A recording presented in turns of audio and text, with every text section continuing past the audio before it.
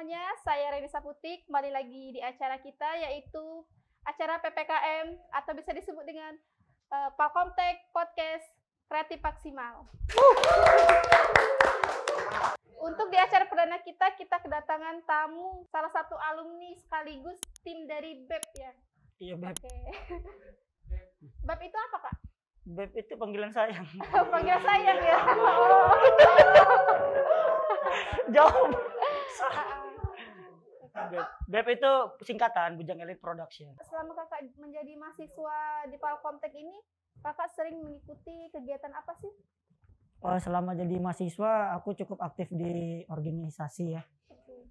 Ada 2 organisasi yang aku ikutin selama aku menjadi mahasiswa di Palkomtek. Yang pertama itu ada himpunan mahasiswa, yang kedua itu ada unit kegiatan mahasiswa atau kita kenal sebagai UKM. Untuk DBEP sendiri kan perfilman, Kak. Kenapa sih kakak memilih untuk film? Kan banyak kan yang lain kan kayak musik gitu ya, fotografi atau apapun gitu. Yang lain. Kenapa pilih film? Karena orang BEP hobi drama. Anak BEP, ada. Jadi kenapa kita pilih film? Karena emang semua orang yang terlibat dalam BEP itu hobi dengan yang namanya audiovisual. Jadi kita tuh seneng membuat cerita, terus kita garap jadi sebuah film, terus audionya juga kita atur sendiri dari teks dan lain-lain. Jadi kita tuh senang aja kayak waktu filmnya udah selesai. Ya, wah ini aku yang buat skripnya, wah ini aku yang buat koreografi di sini, ini aku yang ngambil videonya gitu. Makanya jadi kepuasan tersendiri ya. Ya tapi kan memang ada juga orang yang di musik atau di ini. Nah makanya kataku tadi sekarang BEP udah ada beberapa divisi gitu loh. Udah ada musik, udah ada game. Karena kita alhamdulillah BEP juga udah cukup banyak sekarang anggotanya dan makanya udah bisa dikelompokin kayak gitu per divisi kayak gitu. Kan BEP itu kan mencakup satu tim nih, Kak. Satu tim BEP itu tuh kalau mengatur kan beda-beda nih watak si A, si B, si C itu tingkat kesulitan gimana sih kan kalau sulit banget. Iya, menjadikan satu kepala itu kan agak sulit kan. Tapi kita biasanya ngadain yang namanya pre-production. Jadi kita briefing bareng. Ini kalau untuk film ya aku nyebutnya.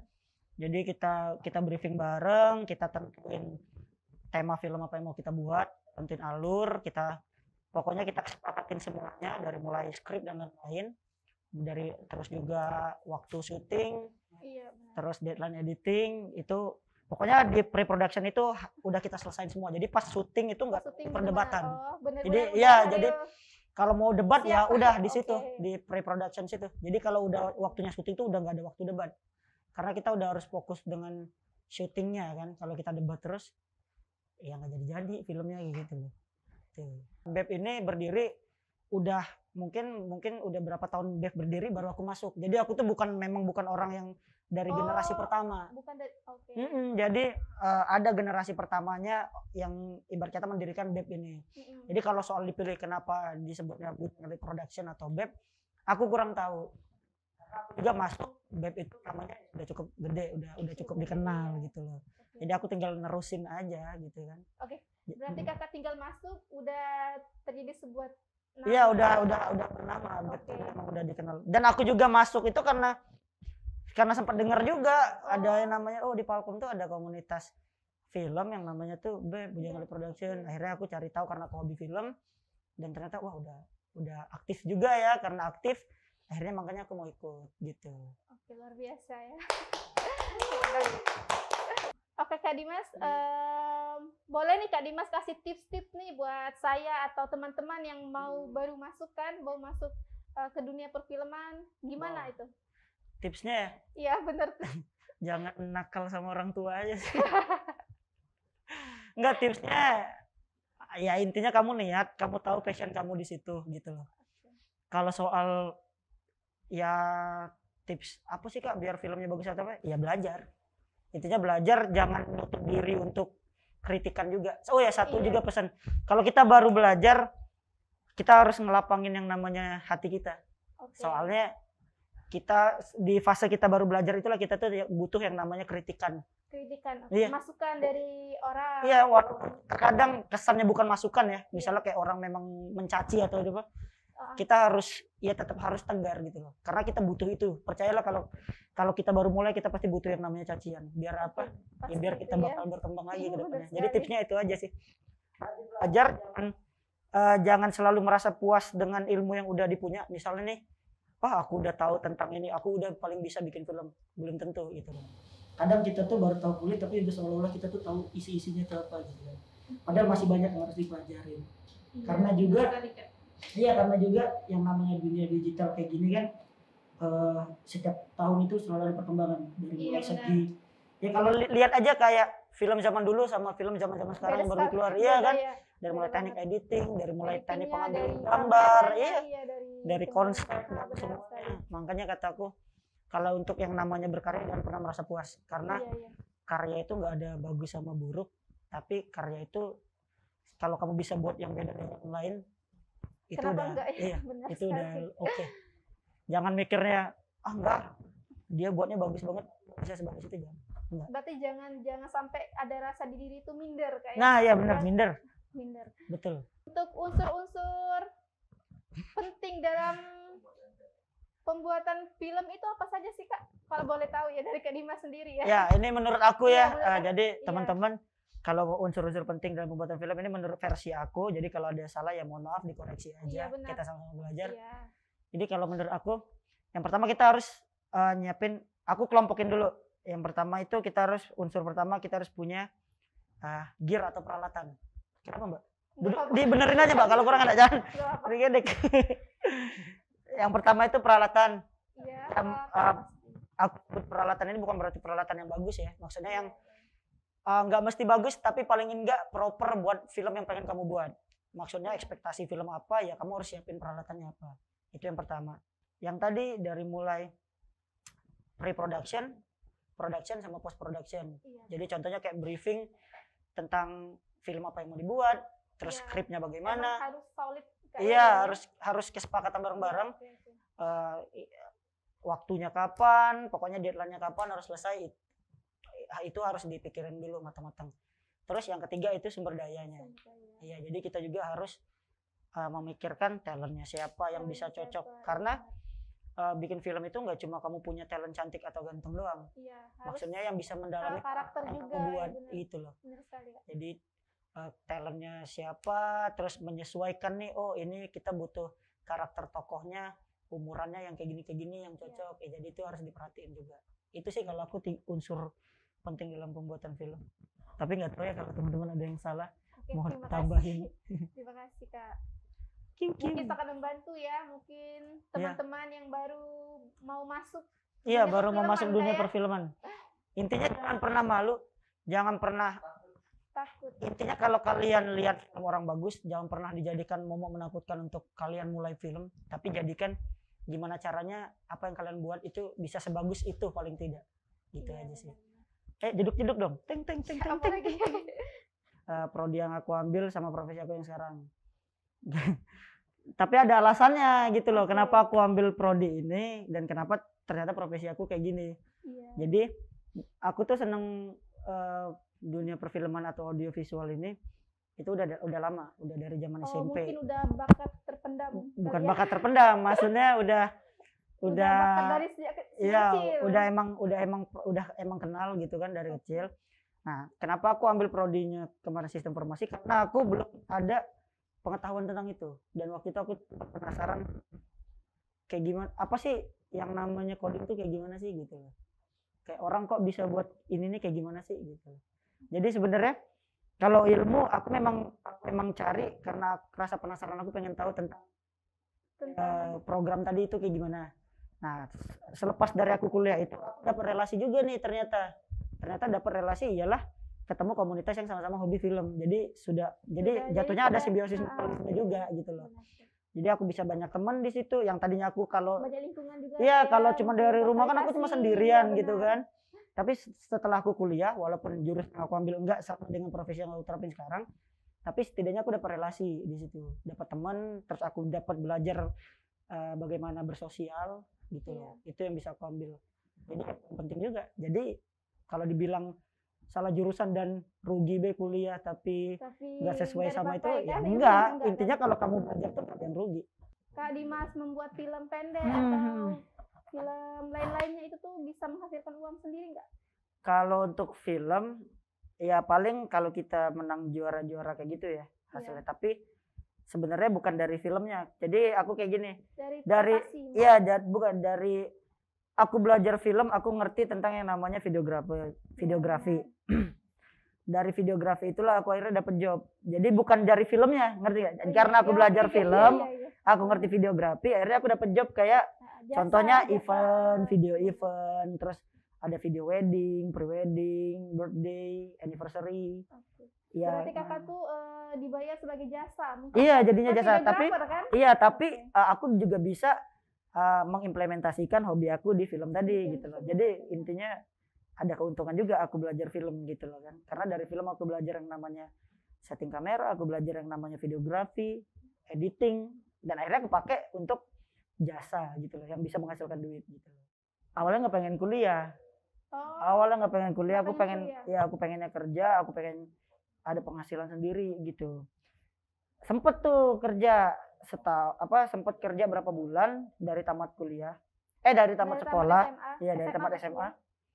Dari tamat SMA. Tapi ternyata setelah aku bekerja, aku tuh kayak gini loh. Mungkin karena aku dari adaptasi yang namanya lingkungan sekolah, terus langsung ke gawe gitu ya, ke kerjaan. Agak kaget sama lingkungan sosial gitu. Iya, gitu kan. Jadi akhirnya aku pikir kayaknya aku butuh kuliah gitu loh. Udah aku butuh kuliah, aku bingung tuh cari kan, aduh kuliah di mana, keliling-keliling gitu ya kan dari iya gitu kan. Jalan-jalan pas di pinggir jalan terus aku lihat tuh kayak ada satu banner. Banner Palkomtek. Pasti di mana-mana itu. Iya bener. Dan yang terpikir di mindset aku waktu lihat banner itu tuh ada tulisan beasiswa. Bukan ya. Ada tulisan apa? Kuliah hemat di kampus hebat. Nah, itu. Iya, jadi aku tuh mikir nih. Aku mikir kan. Siapa tahu di endorse. Menarik ya, Kak ya. Jadi aku tuh mikir kayak ini serius. Aku balik kerja waktu itu ngeliat banner itu di daerah Jalan Jenderal Sudirman tapi yang arah Dempo. Sih Atmo itu namanya kalau nggak salah ya. Nah, di situ aku pernah lihat banner Palkomtek di situ. Aku lihat wah kuliah hemat di kampus hebat. Aku mikirnya kayak aku kan anak muda baru tamat sekolah tuh. Iya benar. Baru tamat sekolah. Iya, yang notabene pasti penghasilan juga masih minim banget gitu kan. Belum ada kerja yang emang ini. Terus aku akhirnya ada keinginan untuk kuliah. Timbul rasa. Iya, rasa kuliah. Kayaknya aku butuh kuliah selain aku pengen cari tahu ilmu yang belum pernah aku tahu gitu loh. Kayak jurusan yang belum pernah aku ketemuin gitu kan. Aku tuh suka yang aneh-aneh kayak gitu soalnya yang namanya aneh-aneh gitu kan. Yang belum pernah kita ketemu. Iya, yang belum pernah aku itu tuh penasaran banget rasanya gitu kan. Terus akhirnya aku coba tanya-tanya, akhirnya aku daftar di Palkom gitu loh. Dan emang bener kuliah hemat di kampus hebat. Gitu. Palkomtek punya ya kayak. Oke. 100% praktek, 100% internet lagi. Kak Dimas nih, untuk alat yang harus disiapkan untuk membuat film itu apa saja sih? Alat ya? Iya, alat-alatnya. Ya paling enggak, ya pasti kamera yang pertama. Itu utama ya kamera. Iya, tapi kalaupun nggak ada kamera sih, kayaknya HP juga bisa sih kalau zaman sekarang aku lihat. Karena aku lihat sistem kamera HP itu sekarang udah hampir, walaupun nggak sama kayak kamera, tapi udah hampir mendekati dengan kualitas si kamera sendiri gitu loh. Tergantung kitanya aja. Yang penting kalau pembuatan film tuh kamu tahu konsepnya apa, kamu siapin aja alatnya sesuai konsep yang pengen kamu buat. Contoh, kamu pengen film yang ada audionya, ada suaranya langsung. Ya berarti kamu harus siapin kamera dan mic. Iya gitu aja. Dan yang paling penting tuh sebenarnya bukan cuma kamera sama kameranya doang, lighting juga butuh gitu loh. Kalau kalian memang detail, pengen buat film yang memang detail banget, pengen ini aku nggak mau adegannya gelap terus kayak gini gitu loh. Mau dibuat sesuai suasananya gitu loh. Lighting juga penuh, lighting juga perlu gitu loh. Itu aja sih, simple, paling kamera dan lighting. Kalau masalah audio juga, kalaupun kalian nggak ada mic, bisa direkam pakai HP kan, banyak orang sekarang juga pakai HP. Udah Terus canggih juga kan sekarang. banyak aplikasi yang ini, jadi nggak perlu mikir bikin film tuh harus punya alat mahal, enggak juga. Nggak perlu ya. Yang penting kreativitas kalian dan niat Berarti harus kalian kreatif dari diri dari kita sendiri, sama niatnya memang pengen buat film, jangan cuma gengsi-gengsian doang pengen buat film gitu. Jangan cuma gaya-gayaan. Iya. Oke. Bikinnya dari hati. Ya, untuk film favorit Kak Dimas nih, maupun luar atau Indo tuh apa sih? Film favorit aku dari Indo ataupun dari luar? Benar sekali. Kalau film favorit apa ya dari Indo ya? Kan sekarang kan banyak sih film Indonesia kan sekarang udah kayak film luar kan, sekarang tuh udah banyak banget. Kalau aku film Indo sekarang lagi seneng film ininya sih, horornya, horor thriller gitu. Karena sekarang horornya udah bagus banget. Ya yang lain juga bagus, maksudnya actionnya juga ya bagus. Tapi aku senang banget horornya. Iya horor. Oh sama satu ada film pernah aku nonton tuh, Hit and Run. Itu ada Chandra Leo sama Joe Taslim waktu itu yang main. Aku senang nonton film itu. Yang pertama Chandra Leo itu salah satu influence aku dalam videografer gitu dan filmmaking. Yang kedua ada Joe Taslim. Joe Taslim itu kan orang asli kita, orang asli Palembang kan. Dan di film itu juga ada pakai ini bahasa Palembang. Iya dalam filmnya itu, makanya aku keren banget nih kayak ya walaupun masih di Indonesia tapi bahasa Palembang tuh udah masuk ke nasional gitu loh. Dan filmnya juga banyak yang nonton gitu kan. Gitu. Kalau film luar aku senengnya nggak tahu sampai sekarang aku seneng Fast and Furious sih, soalnya ngikutin banget dari kecil. Sama Harry Potter, tapi Harry Potter udah tapi udah tamat ya. Tapi Harry Potter udah tamat. Terus ada lagi lanjutnya yang Fantastic Beasts itu ada. Itu buatannya J.K. Rowling juga, tapi ceritanya tuh jauh sebelum Harry Potter. Iya gitu. Tidak baru dua film yang keluar, masih ada lanjutan lagi. Itu sih kalau dari luar aku senengnya. Marvel, ada bisikan.